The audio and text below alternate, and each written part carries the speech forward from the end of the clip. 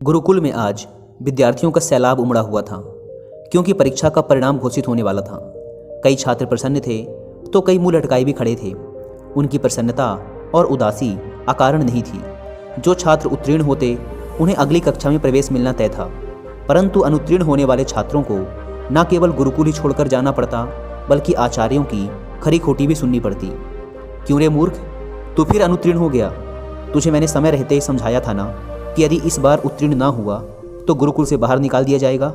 एक आचार्य एक किशोर विद्यार्थी को डांट रहे थे और वह बेचारा चुपचाप सुन रहा था।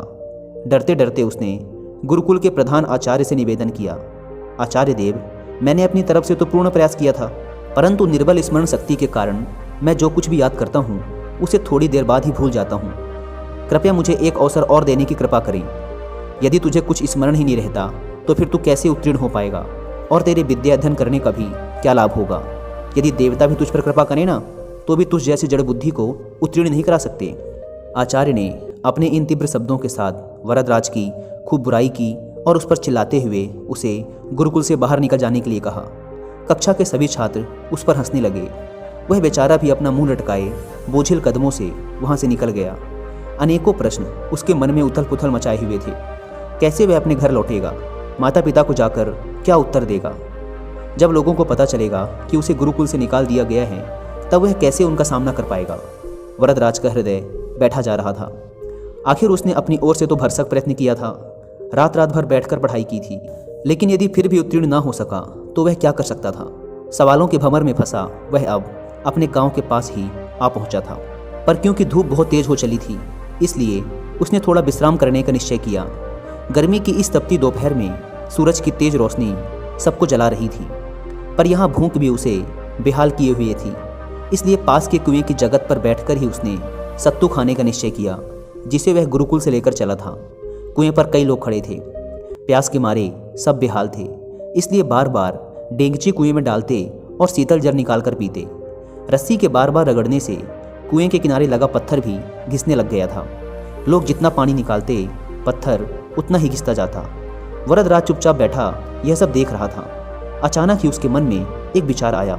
वह सोचने लगा, यदि केवल जूट की बनी एक रस्सी से कठोर पत्थर घिस सकता है, तो यदि मैं परिश्रम करूं तो क्या सफल नहीं हो सकता?